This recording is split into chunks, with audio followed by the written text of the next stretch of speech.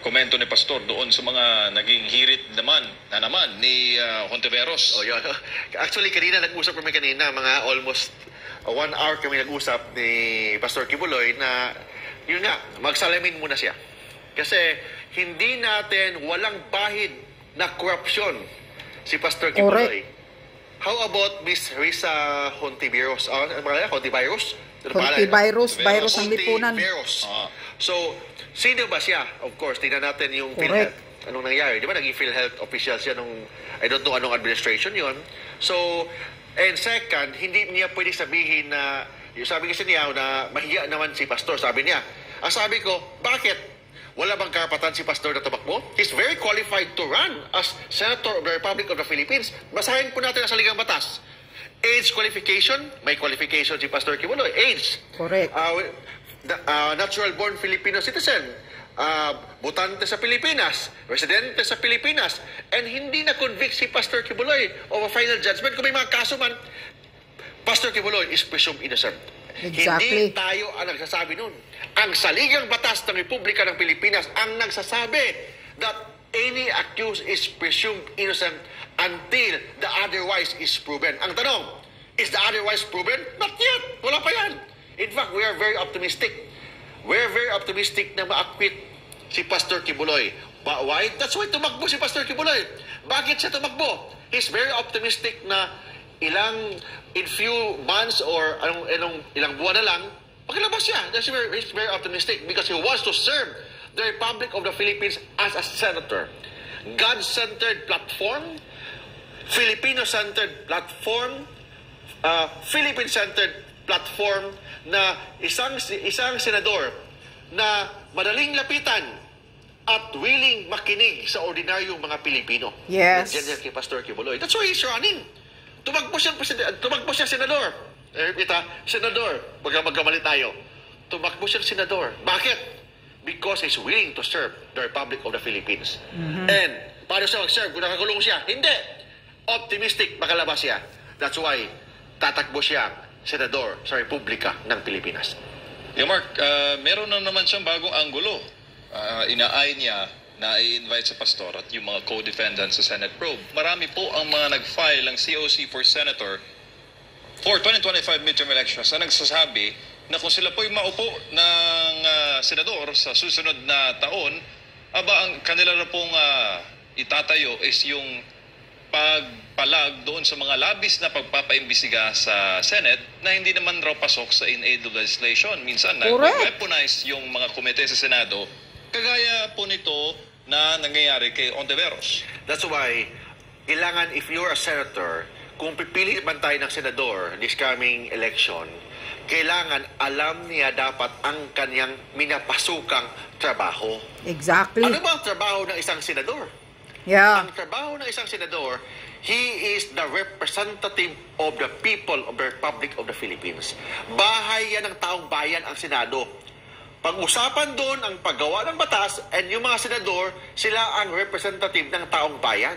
So it means, if you are the representative ng taong bayan, kailangan willing kang makinig sa taong bayan, willing kang makiusap sa taong bayan, and you should be the voice sa mga aggrieved person, you should be the voice sa mga victim, you should be the voice yung mga walang boses. Yun ang trabaho ng isang senador. Gagawa ng batas. Yes, right naman ang senador na to conduct investigation, but only in aid of legislation, not in aid of election, not in aid of prosecution, but only in aid of legislation. Hindi umastang korte. If you exercise that legislative inquiry, kailangan respetuhin po natin ang karapatan ng mga resource person. Hindi accused, ha? Hindi accused. Kailangan resource person, ibig sabihin, bisita. Respetuhin po natin ang karapatan ng mga bisita. Yes. Resource person. Hindi accused. Pag accused yan, doon sa korte yan. So doon tayo sa korte mag-usap pag if you treat the person as an accused.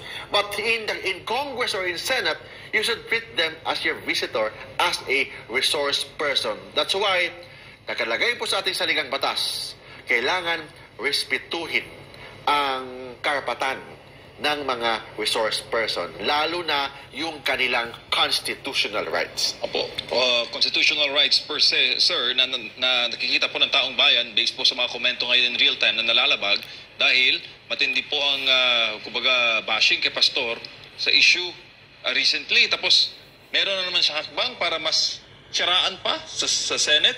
Tapos live on national TV. Oh, yes. So, ano bang purpose niya? Ano bang batas? Ang purpose ba ni Ms. Hontiveros is to make law? Ano bang batas ang gusto niyang baguhin? Kaya nga, Ano ba yung yan. legislative agenda niya? Yun ba talaga ang purpose niya? Gagawa ng batas? O sirain ang reputasyon ng isang pastor? Gustong So, sirain yun eh. ang reputasyon So, dahil may trabaho ng isang utos sa senador kanya. Na manira ng reputasyon ng isang tao? Nakalagay ba yan sa ating saligang batas na isa sa trabaho ng isang senador? O ang trabaho ng isang senador ay gagawa ng batas? So I'm asking Senator Hontiveros, ano ba ang batas na gagawin mo? Bakit mo ipatawag si pastor? May batas ba? Or baka gusto mo lang kasi gusto kang magpapogi, magpaganda kasi Magpasikat. you are the campaign manager of the other group. Then you're using that seat or yung Senado for your political agenda. Correct. We do not know. And hindi yan right ng isang senador. Hindi yan power or obligation ng isang senador. Because the power and the obligation of a senator is to make laws. Kasi they are the representative of the people of the Philippines. So it's very basic in Constitutional Law 101. Kung pumasok tayo sa law school, basic 101 in law school, yung tinatawag na constitutional power ng isang senado, ng isang senador. And the constitutional power of a senator is to make laws. Hindi gawing showbiz Gawing or korte. down yung mga tao doon na ipatawag tapos ang purpose lang pala Pahiyain. ang reputasyon, ang pangalan ng mga tao na in the very first place, dapat ang court ang may right noon or may duty noon, hindi ang Senado. Oo, lalo pat may mga ongoing na proseso sa korte. Tsaka lalabag ba yan, Kamark, sa sub judice? Yes, tama. First, if you are already accused, the Sub judice rule. kung ipatawag ka ng isang senador tapos magtanong about mga cases na pending sa court, violation yan ng sub judice rule.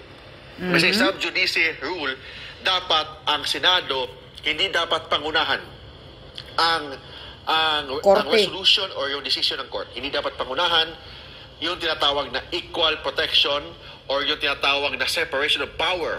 Dapat ang legislative power, respetuhin po nila ang judicial power. Yun ang court.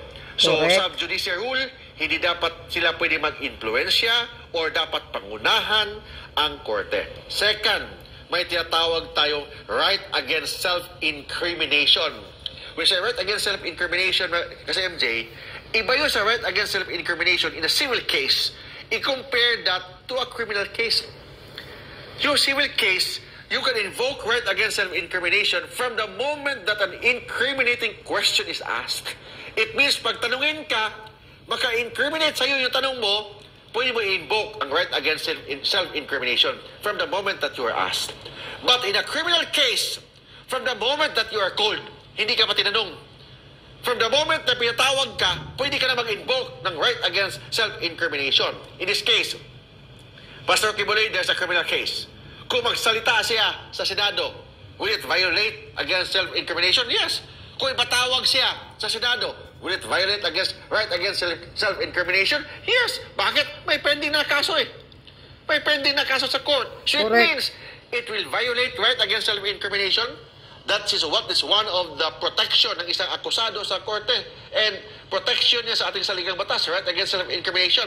From the moment that you are asked, from the moment that you are invited in a criminal case, violation yan ng right against self-incrimination.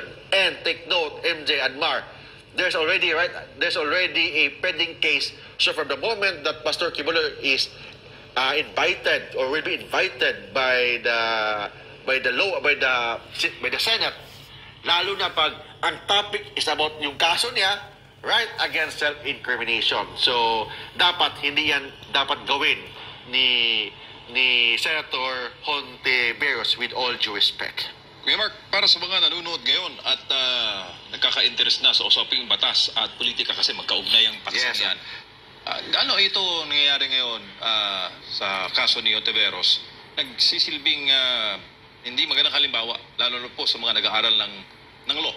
Yes, kasi may limitation kasi ang power ng mga congressman or mga senador. Nakalagay po yan sa ating saligang batas. Ano ba talaga ang power ng isang congressman? Yes, ang mga congressman and senator, they have contempt power. Although yung contempt power, hindi yan nakalagay sa ating saligang batas. It is only an implied power of Congress. Wala nakalagay, if you read the Constitution, wala nakalagay sa Constitution na ang congressman or senador may contempt power. Implied power lang yan ng ating saligang batas sa mga congressman or mga senador. Implied power. But there is also an express power. And what is that express power? My express power is to conduct investigation. But my limitation, what are the express limitation? First, you should respect. You should respect the constitutional right of the resource person. Second, you can only conduct investigation in aid of legislation. It means yung mga limitation na sinasabi ko, MJ Anbar, ito yung express limitation. Ano ang mag-prevail? Ang express limitation ng mga congressman, mga senador, or the implied power ng mga senador? The express limitation will prevail because nakasaad po yan sa ating saligang batas. Yung contempt power ng mga senador o mga congressman, wala yan sa ating saligang batas. It is only an implied constitutional power. Tsaka parang Kaya may nga, decision yan, tinatakot diba? nilang Supreme Court. contempt-contempt. There's already a decision of Recently lang, bago lang. may mga decision, mga limitations na hindi pwedeng mag-abuso ang mga senador, ang mga congressman, hindi pwedeng mag-abuso. And sabi ko nga, yes, palagi nilang sinasabi, I'll cite you in contempt. Lalo na natandaan ko yung mga pagbubukha ng mga congressman nung na-trauma talaga ako yung mga pagbubukha nila. Kita ko na sa picture o sa TV yung mukha nila, para ako i-off ng TV. Nagagalit. Natrauma ko sa pagbubukha nila. I cite, I will cite you in contempt. Contempt power. Contempt creator sila. Oh, I cite you in contempt. Oh, yung mga contempt. Yung mga cite in contempt na yan, yung mga contempt power ng mga congressman at mga senador, if you read the Constitution, wala yan sa ating saligang batas. It is only an implied power ng mga congressman at mga senador. Ang pero may express limitation, and the express limitation will prevail over the implied power.